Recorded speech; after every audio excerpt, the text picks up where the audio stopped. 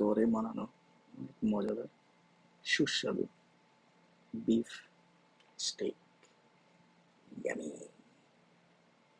বিসমিল্লাহির রহমানির রহিম। আসসালামু আলাইকুম ওয়া রাহমাতুল্লাহি ওয়া বারাকাতুহু। কেমন আছেন সবাই? আশা করি সবাই ভালো আছেন। আমিও আপনাদের দোয়া আল্লাহর রহমতে ভালো আছি। Welcome back to my page. আমি শামীম যুক্তরাষ্ট্র নিউ ইয়র্ক থেকে আপনাদের সবাইকে স্বাগতম। তো আজকে আমি আপনাদেরকে দেখাচ্ছি কীভাবে ঘরে খুব সহজে বিফ স্টেক বানাবেন এবং এটা অনেক মজা হয়, যেহেতু একেবারে ফ্রেশ ঘরে বানানো হয়। আমরা যখন রেস্টুরেন্টে খাই, কখন বানাইছে, কী করছে না করছে, এটা তো আমরা জানি না আসলে।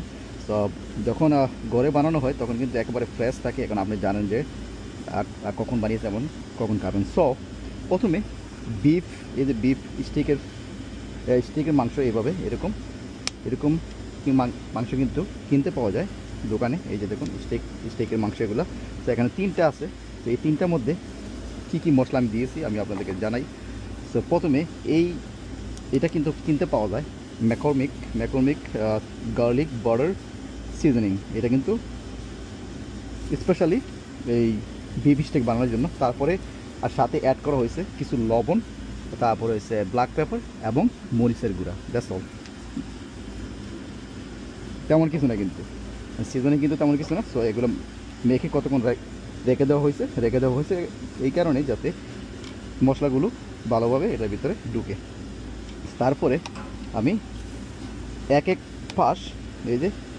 এক সাইড 5 মিনিট করে এখানে ওভেনে আমি কুক করব। তাহলে কিন্তু আমার স্টেক হয়ে যাবে। এক পাশ 5 মিনিট, আরেক পাশ 5 মিনিট, অর্থাৎ টোটাল আপনার 10 মিনিটের মধ্যে আপনার হোমমেড বিফ স্টেক হয়ে যাবে। তো আমি আপনাকে পুরো প্রসেসটা দেখাবো।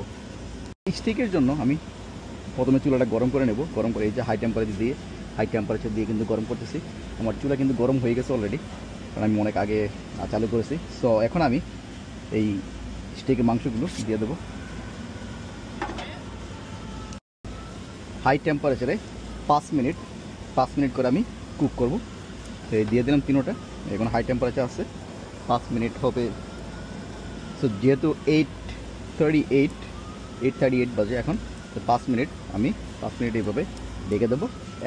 এক পাশ 5 মিনিট করে, টোটাল 10 মিনিট আমি কুক করব। সো 5 মিনিট হয়ে গেছে আমার। 5 মিনিট এখন আমি উল্টিয়ে দেবো এগুলো। দেখি কী অবস্থা। এই যে দেখুন আমার কিন্তু অলমোস্ট হয়ে গেছে। তো 5 মিনিট, আরও 5 মিনিট আমি করবো অপর পাশে। এই যে দেখুন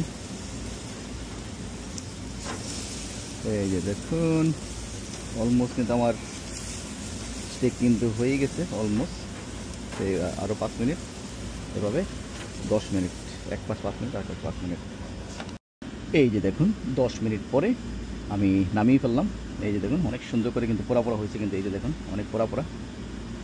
এই যে আর এটা কিন্তু বেশি কিন্তু পরে ফেলে কিন্তু এগুলো শুকিয়ে যাবে, একেবারে মজা লাগবে না। তো যত জুসি রাখা যায় ততই ভালো। এই যে পোড়া হয়েছে 10 মিনিট পরে আমার হয়ে গেলো এভাবে beef steak. Yummy, look at this, so yummy homemade beef steak. এভাবে আপনারাও ট্রাই করে দেখতে পারেন, ঘরে বানাতে পারবেন, একেবারে সহজ পদ্ধতি। ভালো থাকবেন, সুস্থ থাকবেন। আমার পেজটা সবাই ফলো করবেন না, আর এরকম গুরুত্বপূর্ণ মজাদার খাবারের ভিডিও, রেসিপি সহ পেতে আমার পেজটা সবাই ফলো করে রাখুন। আল্লাহ হাফিজ। আসসালামু আলাইকুম ওয়া রাহমাতুল্লাহি ওয়া বারাকাতুহু।